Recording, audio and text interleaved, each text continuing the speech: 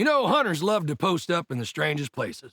Halfway up a tree, next to a tree, inside a metal box in the middle of a field. These also happen to be great places for lightning to strike. Even if it does not hit you directly, a nearby strike can do serious damage. If you're caught without shelter, there is no safe place, no stance or position to protect against lightning. Plan ahead and leave before the storm rolls in.